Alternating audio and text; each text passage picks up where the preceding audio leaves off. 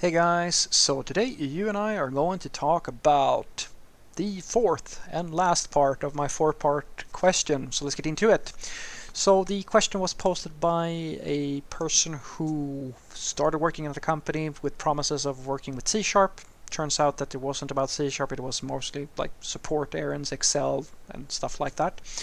And the question was, I've been in this project for a long time and I think I contribute a lot to it, but it's not something I would like to do all the time. I actually don't feel happy and fulfilled with the tasks I'm getting. And what is worse, I know there's none else who can do it instead. Many things do not suit me, but my proprietary feeling of duty and responsibility do not allow me to leave the company. Well, do you feel like I need to say it out loud, my friend? Because like you literally just I think you know what my answer is going to be. You just said that you're not happy, and the only reason like you don't even want to do this, and the only reason you're there is because you feel a sense of duty and responsibility towards the company. So I'm not gonna play at being a psychiatrist because I'm not. I'm not a therapist. I'm not a life coach. I'm not anything like that. So you take what I say now with a lot of as many pinches of salt as you like, right? I believe that you are a people pleaser, my friend. I believe, and my guess here is that you have most likely spent a great deal of your life trying to make other people happy at the expense of whatever it is that you want. And I think that that has probably been something that part together with a little bit of personal insecurity, it's probably been something that has been with you for quite some time. Because if you can get to a point where you feel that being faithful towards this company for this long is worth all of these downsides, I really only believe that there's two things that can cause that sort of situation.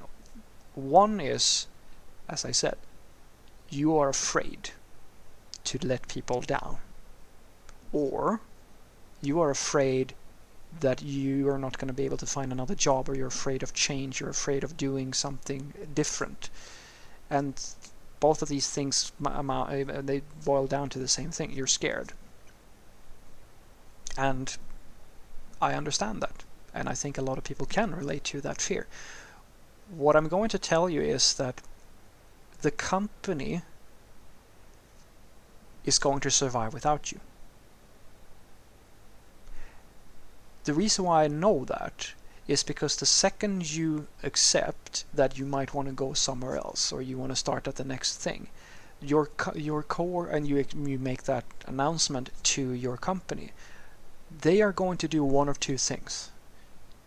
Either they're going to start to realize that, oh, you've been doing all of these things and now we need to spread that knowledge around or something like that, and or they're going to just like they might manipulate you like to staying, etc. There's tons of stuff that could be going on, but at the fundamental level they're going to just ignore the fact that you're leaving and then realize later that all these things that you were doing, somebody else is going to have to do it.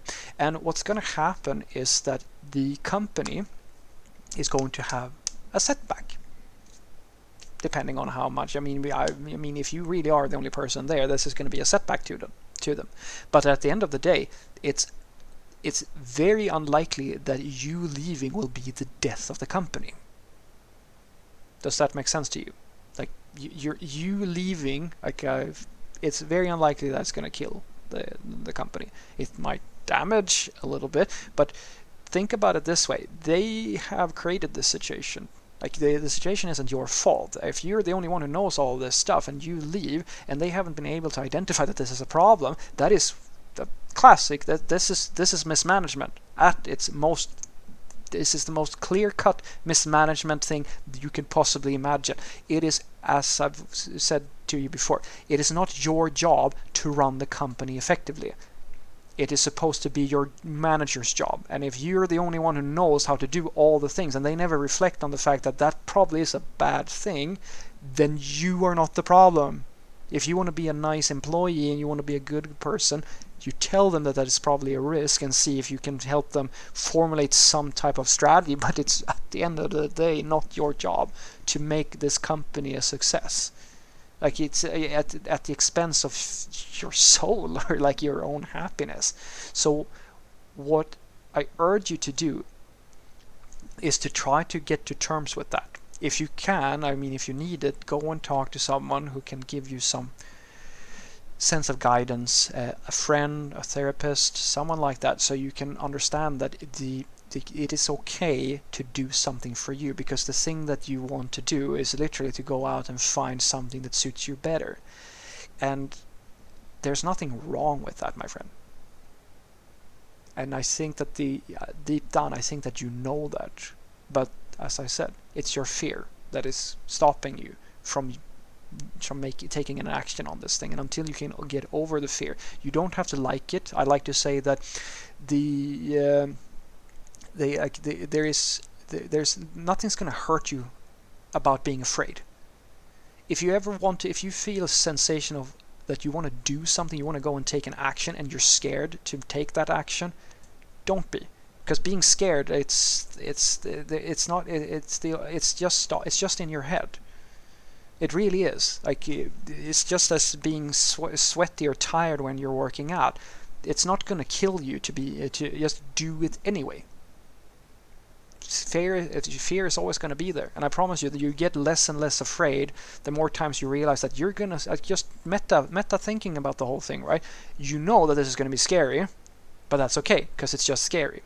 You can still do the thing even though you're scared, but it's when you have crippling fear that stops you from taking action, that's when you need to really, really get to talk to someone, or like overcome that fear. And I think that if you address that, you're going to see that things can only get better if you act on this, because you're not even in a state of uncertainty. It seems very clear that you are truly unhappy, and if you don't change anything about your situation, it's just a matter of time before something's going to give.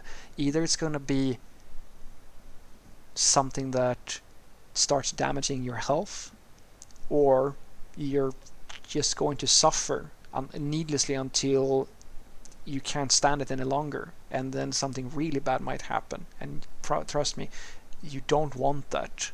Don't let you being scared of growing as a person get in the way of doing something that you actually want to do.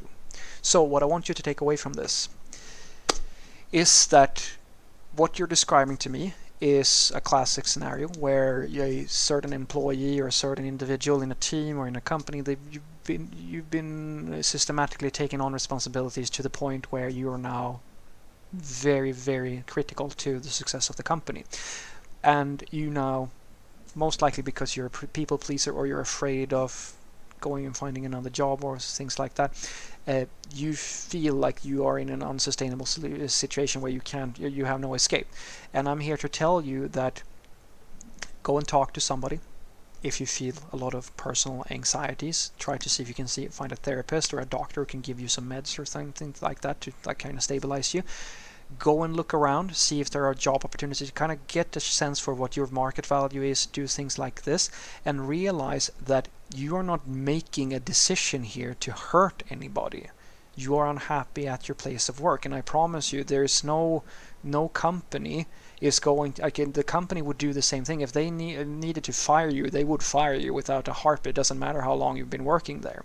I'm not saying that you should have necessarily the same attitude towards them. I'm just saying that the company's success cannot come at the expense of your life.